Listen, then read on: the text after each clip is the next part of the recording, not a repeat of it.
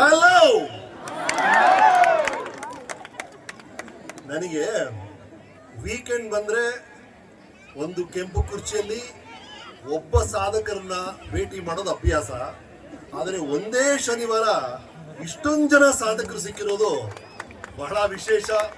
ವೇದಿಕೆ ಮೇಲಿರೋ ಎಲ್ಲ ಸಾಧಕರಿಗೂ, ನಮ್ಮ ಮಾನ್ಯ ಸಚಿವರಾದ ಸುಧಾಕರ್ ಅವರಿಗೆ, his highness the Maharaja of Mysore mister Thippeswamy ಅವರಿಗೆ, ನಿರ್ಮಲ್ ಕುಮಾರ್ ಅವರಿಗೆ, ಹೇಮಲತಾ ಅವರಿಗೆ, ಪ್ರವೀಣ್ ಡಿ ರಾವ್ ಅವರಿಗೆ, ವೇದಿಕೆ ಮೇಲಿರೋ ಹಿರಿಯರಿಗೆ, ಸಭೆಯಲ್ಲಿರೋ ಎಲ್ರಿಗೂ, ಪ್ರತಿಯೊಬ್ಬರಿಗೂ ಈ ನಿಮ್ಮ ರಮೇಶನ ಪ್ರೀತಿಯ ಸಿಹಿ ನಮಸ್ಕಾರಗಳು.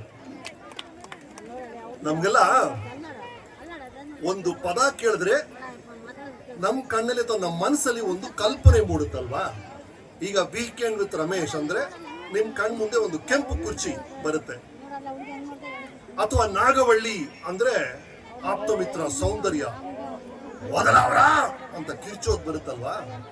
ಆತರ ಗವರ್ಮೆಂಟ್ ಸ್ಕೂಲ್ ಅಂದ್ರೆ ನನ್ನ ಮನಸ್ಸಲ್ಲಿ ಒಂದು ಕಲ್ಪನೆ ಇತ್ತು. ಬಟ್ ಆ ಇಡೀ ಕಲ್ಪನೆ ನಿಮ್ಮ ಸ್ಕೂಲನ್ನ ನೋಡಿದ್ದಲ್ಲಿ ಪೀಸ್ ಆಗೋಯ್ತು ಸರ್. ಒಂದು ಗವರ್ಮೆಂಟ್ ಸ್ಕೂಲ್ ಅಂದ ತಕ್ಷಣ ನಮ್ಮ ಮನಸ್ಸಲ್ಲಿ ಒಂದು ಕಲ್ಪನೆ ಇರುತ್ತಲ್ಲ, ಅದಲ್ಲ ಅಂತ ಗೊತ್ತಾಗಿ ಇವತ್ತು ನಿಮ್ಮ ಫಿಸಿಕ್ಸ್ ಲ್ಯಾಬ್, ನಿಮ್ಮ ಕೆಮಿಸ್ಟ್ರಿ ಲ್ಯಾಬ್, ನಿಮ್ಮ ಕಂಪ್ಯೂಟರ್ ಲ್ಯಾಬ್ ಅಲ್ಲಿ ಇರುವಂತ ಎಕ್ವಿಪ್ಮೆಂಟ್ಸ್, ಅಪಾರಟಸ್, ಅದನ್ನ ನಿಮ್ಮ ಟೀಚರ್ಸ್ ಅಷ್ಟು ಅರ್ನೆಸ್ಟ್ ಆಗಿ, ಸಿನ್ಸಿಯರ್ ಆಗಿ ಎಕ್ಸ್ಪ್ಲೈನ್ ಮಾಡಿದ ರೀತಿ, ನಿಮ್ಮ ಸ್ಟೂಡೆಂಟ್ಸ್ ಅದು ಎಷ್ಟು ಬ್ಯೂಟಿಫುಲ್ ಆಗಿ ಆ ಫಿಸಿಕ್ಸ್ ಲ್ಯಾಬ್ ಮುಂದೆ ಆ ಫಿಸಿಕ್ಸ್ ಈಕ್ವೇಷನ್ಸ್ ರಂಗೋಲಿ ಮಾಡಿಟ್ಟಿದ್ದಾರೆ. ಕೆಮಿಸ್ಟ್ರಿ ಲ್ಯಾಬ್ ಮುಂದೆ ಆ round bottom flask, conical flask, figures ಎಲ್ಲ ಬರ್ದಿದ್ದಾರೆ. ಆ ಶ್ರಮ ತಗೊಂಡಂತ ಪ್ರತಿಯೊಂದು ಸ್ಟೂಡೆಂಟ್ಗೂ ಎಕ್ಸ್ಪ್ಲೈನ್ ಮಾಡಿದಂತ ಟೀಚರ್ಸ್ಗೆ, ಟು ದಿ ಎಂಟೈರ್ ಸೆಟಪ್ ಅಭಿನಂದನೆಗಳು ಸರ್. ಬಹಳ ಬ್ಯೂಟಿಫುಲ್ ಆಗಿದೆ ನಿಮ್ಮ ಕ್ಯಾಂಪಸ್. ಈ ತರ ಒಂದು ಕ್ಯಾಂಪಸ್ ಇರಬೇಕಾದ್ರೆ ಅವ್ರು ಹೇಳಿದ್ರು ಎಂತ ಅದ್ಭುತವಾದಂತ ಶಿಕ್ಷಕರ ವರ್ಗ ಇದೆ ಇಲ್ಲಿ ಅಂತ, ಅದ್ಭುತವಾದಂತ ಇನ್ಫ್ರಾಸ್ಟ್ರಕ್ಚರ್ ಇದೆ. ಅಂದ್ರೆ ನಿಜವಾಗ್ಲೂ ಹೇಳ್ತಿಲ್ಲ, ಇದನ್ನೆಲ್ಲ ಮಹಾನಗರಗಳಲ್ಲಿ ನಾನು ನಿರೀಕ್ಷೆ ಮಾಡ್ತೀನಿ. ಆದ್ರೆ ಈ ತರ ಒಂದು ಜಾಗದಲ್ಲಿ ಇಷ್ಟೊಂದು ಫೆಸಿಲಿಟೀಸ್ ನ ಕ್ರಿಯೇಟ್ ಮಾಡಿರೋದು ತಿಪ್ಪೇಸ್ವಾಮಿ ಅವರೇ, ನಿಜವಾಗ್ಲೂ ಅಭಿನಂದನೆಗಳು ಸರ್. More party. ಇಲ್ಲಿ ಬಂದಾಗ ನಾನು ನೋಡ್ತಿದ್ದಾಗ ಇಲ್ಲಿ ತುಂಬಾ ಜನ ತಾಯಂದಿರು ಕಾಣ್ತಾ ಇದ್ದೀರಿ. ಮೊನ್ನೆ ವಾರಣಾಸಿಯಲ್ಲಿ ಶೂಟಿಂಗ್ ಮಾಡ್ತಿದ್ದೆ ನಾನು, ಡೈಜಿ ಅನ್ನೋ ಚಿತ್ರದ ಶೂಟಿಂಗ್. ಇದಕ್ಕೆ ಮುಂಚೆನೇ ಹೋಗಿದ್ದೀನಿ ನಾನು ವಾರಣಾಸಿಗೆ, ಭೈರಾದೇವಿಗೆ. ಅಲ್ಲಿ ಮಣಿಕರ್ಣಿಕಾ ಘಾಟ್ ಅಂತ ಇದೆ. ಮಣಿಕರ್ಣಿಕಾ ಘಾಟ್ ಅಲ್ಲಿ ಬೇರೆ ಬೇರೆ ದೇವಸ್ಥಾನಗಳಿದೆ. ಎಲ್ಲಾ ಗೋಪುರಗಳ ಮಧ್ಯೆ ಒಂದು ಗೋಪುರ ಇದೆ. ಎಲ್ಲ ಗೋಪುರ ಸ್ಟ್ರೈಟ್ ಆಗಿರ್ಬೇಕಾದ್ರೆ ಒಂದು ಗೋಪುರ ಮಾತ್ರ ಹೀಗೆ ವಾಲಿದೆ. ಅದು ಎಷ್ಟು ವಾಲಿದೆ ಅಂದ್ರೆ ಆ ಲೀನಿಂಗ್ ಟವರ್ ಆಫ್ ಪೀಸಾ ಅಂತ ಇದೆಯಲ್ಲ ಇಟಲಿಯಲ್ಲಿ, ಅದಕ್ಕಿಂತ ಜಾಸ್ತಿ ವಾಲಿದೆ. ಅದರ ಹಿಂದೆ ಒಂದು ಅದ್ಭುತವಾದ ಕತೆ ಹೇಳ್ತಾರೆ ಆ ಸ್ಥಳೀಯರು. ಅದೇನು ಅಂದ್ರೆ ಅಲ್ಲೊಬ್ಬ ರಾಜ ಇದ್ದ, ಮಾನ್ ಸಿಂಗ್ ಅಂತ. ಅವನಿಗೆ ಅವ್ರ ಅಮ್ಮ ಅಂದ್ರೆ ವಿಪರೀತ ಪ್ರೀತಿ. ನಮ್ಮಮ್ಮ ನನಗೆ ಎಷ್ಟೆಲ್ಲ ಮಾಡಿದಾಳೆ, ನಮ್ಮಮ್ಮನ ನಾನೇನಾದ್ರು ಮಾಡಬೇಕು ಅಂತ ಹೇಳಿ ಈ ದೇವಸ್ಥಾನವನ್ನ ಕಟ್ಟಿದ್ನಂತೆ. ಆ ದೇವಸ್ಥಾನವನ್ನ ಕಟ್ಟಿದಾನೆ ರಾಜ ಮಾನ್ ಸಿಂಗ್. ಒಳಗೆ ಬಂದಿದ್ದಾನೆ, ಅದನ್ನ ನೋಡಿದಾನೆ. ಆಹಾ, ಇವತ್ತು ನಮ್ಮನ ಋಣ ತೀರ್ತು ಅಂದಂತೆ. ಯಾವಾಗ ಆತರ ಹೇಳಿದ್ನೋ, ಅಮ್ಮನ ಋಣ ತೀರ್ತು ಅಂದ ತಕ್ಷಣ ಆ ದೇವಸ್ಥಾನನೇ ವಾಲ್ ಬಿಡುತ್ತಂತೆ. ಆವಾಗ ಸೌಂಡ್ ಕೇಳ್ತಂತೆ, ಅಮ್ಮನ ಋಣ ಹೇಗೋ ತೀರಿಸ್ತೀಯಾ ಅಂತ. ಅದಿದೆಯಲ್ಲ, ತಾಯಿಯ ಋಣ ಅಂತಿದೆಯಲ್ಲ, ಅದನ್ನ ತೀರ್ಸಕ್ ಸಾಧ್ಯನೇ ಇಲ್ಲ. ಇಲ್ಲಿರುವಂತ ತಾಯಂದ್ರು ನಿಮ್ಮನ್ನೆಲ್ಲ ನೋಡಿದಾಗ ನೀವು ಮಾಡುವಂತ ತ್ಯಾಗ, ನಾವೆಲ್ಲ ಏನೋ ಅಲ್ಪ ಸ್ವಲ್ಪ ಮಾಡಿದೀವಿ ಅಂದ್ರೆ ಅದಕ್ಕೆ ಕಾರಣ ನಮ್ಮ ತಾಯಂದ್ರು. ಆ ಎಲ್ಲಾ ತಾಯಂದ್ರಿಗೂ, ಎಲ್ಲಾ ವಿದ್ಯಾರ್ಥಿಗಳ ಪರವಾಗಿ ನನ್ನ ನಮನಗಳು. ಅದೇ ತರ ಇಲ್ಲಿ ಸೇರಿರುವಂತ ಅಪ್ಪಂದ್ರು. ನಾನು ನ್ಯೂಜಿಲ್ಯಾಂಡ್ಗೆ ಹೋಗಿದ್ದೀನಿ. ನ್ಯೂಜಿಲ್ಯಾಂಡ್ಗೆ ಹೋಗ್ಬೇಕಾದ್ರೆ ಕರ್ನಾಟಕದಲ್ಲಿ ಏನ್ ನಡೀತದೆ ಅಂತ ತಿಳ್ಕೊಳ್ಳೋ ಕುತೂಹಲ, ಈ ಮೊಬೈಲಲ್ಲಿ ವಾಯ್ಸ್ ಆಪ್ಸ್ ಎಲ್ಲ ಇರುತ್ತಲ್ಲ, ಸುಮ್ಮನೆ ಕೇಳಿದೆ ವಾಟ್ ಇಸ್ ಕನ್ನಡ ನ್ಯೂಸ್ ಅಂತ. ಅದಕ್ಕೆ ಏನ್ ಕೇಳಿಸ್ತೋ ಏನೋ, ಅದು ಕೆನಡಾ ನ್ಯೂಸ್ ಕೊಟ್ಬಿಡ್ತು. ಕೆನಡಾ ನಡೆದಂತ ಒಂದು ಘಟನೆಯ ನ್ಯೂಸ್.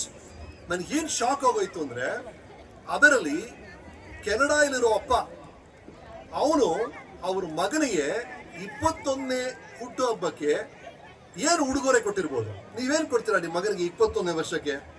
ಏನೋ ಒಂದು ಉಡುಗೊರೆ ಕೊಡ್ತಿರಲ್ಲ, ಅವನೇನು ಗೊತ್ತಾ ಉಡುಗೊರೆ ಕೊಟ್ಟಿದ್ದಾನೆ? ಮಗನೇ, ನೀನು ಹುಟ್ಟಿದಾಗಿಂದ ನಾನು ಮಾಡಿರೋ ಖರ್ಚಿದು, ಅವನು ಹುಟ್ಟಿದಾಗ ಹಾಸ್ಪಿಟಲ್ ಬಿಲ್ ಇಷ್ಟ ಆಯ್ತು, ನೀನು ಕೆಳಗೆ ಬಿದ್ದಾಗ ಪ್ಲಾಸ್ಟರ್ ಹಾಕದ್ನಲ್ಲ ಆ ಪ್ಲಾಸ್ಟರ್ ಬಿಲ್ ಇದು, ನೀನು ಸೈಕಲ್ ತೆಕ್ಕೊಟ್ಟಲ್ಲ ಆ ಸೈಕಲ್ ಬಿಲ್ ಇದು, ನೀನು ಬೈಕ್ ತೆಕ್ಕೊಟ್ಟಲ್ಲ ಆ ಬಿಲ್ ಇದು ಅಂತ 21 ವರ್ಷ ಮಗನಿಗೆ ಏನೇನು ಖರ್ಚು ಮಾಡಿದ್ನೋ ಆ ಬಿಲ್ಲೆಲ್ಲ ಸಂಗ್ರಹ ಮಾಡಿ ಮಗನಿಗೆ 21ನೇ ವಯಸ್ಸಲ್ಲಿ ಕೊಟ್ಟು ಕೊಡಪ್ಪ ದುಡ್ಡು ವಾಪಸ್ಸು ಅನ್ನಂತೆ. ನೋಡಿ ಹೆಂಗಿರ್ತಾರೆ ಅಪ್ಪಂದ್ರು ಬೇರೆ ದೇಶದಲ್ಲಿ ಅಂತ, ನಮ್ಮ ಅಪ್ಪಂದ್ರು ಹೆಂಗಿದ್ದಾರೆ ಅಂತ. ನಮ್ ಬೆಳೆಸಿದಂತ ಅಪ್ಪಂದ್ರು ನಮ್ಮಿಂದ ಏನನ್ನು ನಿರೀಕ್ಷೆ ಮಾಡಿಲ್ಲ ರೀ.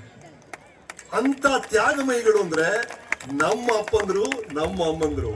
ನಿಮ್ಮನ್ನೆಲ್ಲ ನೋಡಕ್ಕೆ ಬಹಳ ಬಹಳ ಪುಣ್ಯ ಮಾಡಿದ್ದಾರೆ ನಿಮ್ಮ ಮಕ್ಕಳು. ಇಂಥ ಒಂದು ಸ್ಕೂಲಲ್ಲಿ, ಇಂಥ ಒಂದು ಸಂಸ್ಥೆಯಲ್ಲಿ ನೋಡಿ ಇಂಥ ಜನರನ್ನ ಕರೆಸಿ ಎಂತ ಅದ್ಭುತವಾದ ಕೆಲಸ ಮಾಡ್ತಿದ್ದಾರೆ ತಿಪ್ಪಸ್ವಾಮಿ ಅವರು.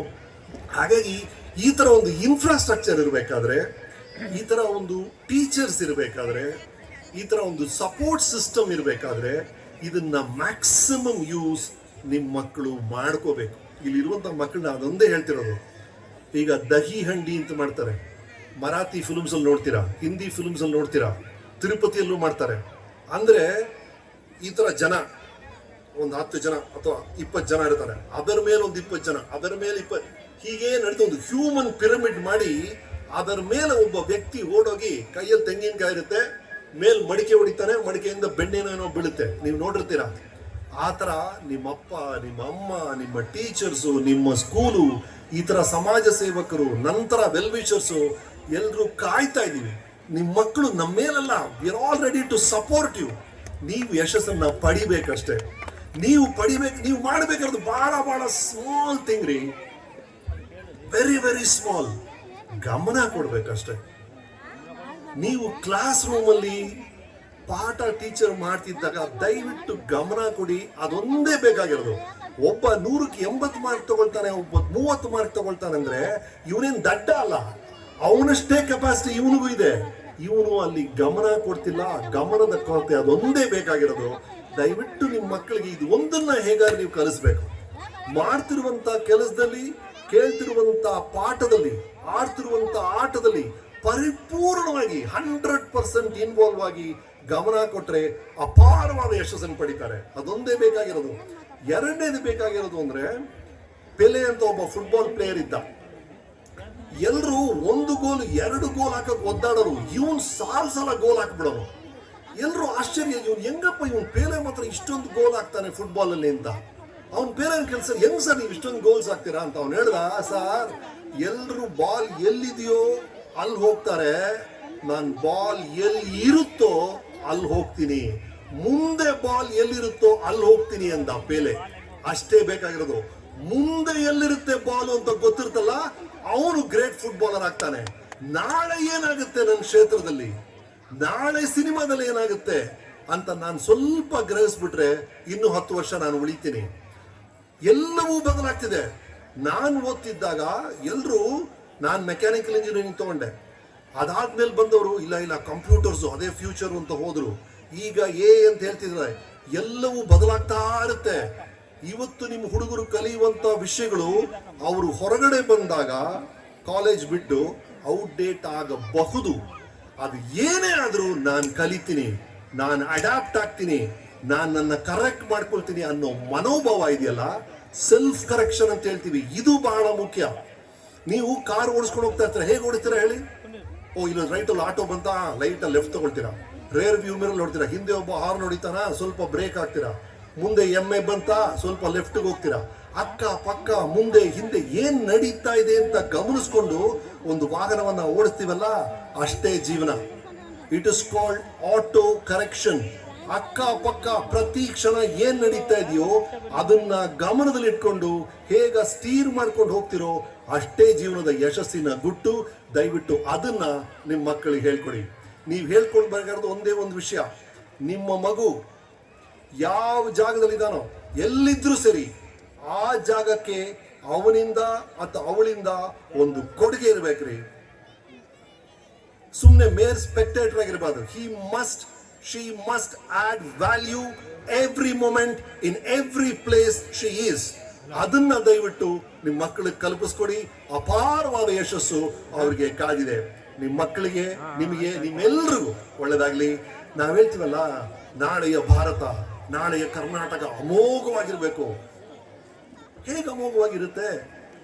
ರಾಜ್ಯ ಅಂದ್ರೆ ಏನು, ದೇಶ ಅಂದ್ರೆ ಏನು? ನಾವೆಲ್ಲ ಸೇರಿದ್ರೇನೆ ದೇಶ. ಹಾಗಾಗಿ ನಮ್ಮೆಲ್ಲರ ಕತೆ, ಇಲ್ಲಿರುವಂತ ಪ್ರತಿಯೊಬ್ಬರ ಕತೆ ಅಮೋಘವಾಗಾದ್ರೆ ಇಡೀ ಭಾರತದ ಕತೆ ಅಮೋಘವಾಗುತ್ತೆ. ಹಾಗಾಗಿ ನಿಮ್ಮೆಲ್ಲರ ಕತೆ, ಪ್ರತಿಯೊಬ್ಬರ ವೈಯಕ್ತಿಕ ಕತೆ, let it become great. I wish you all the best. Thank you all. Thank you.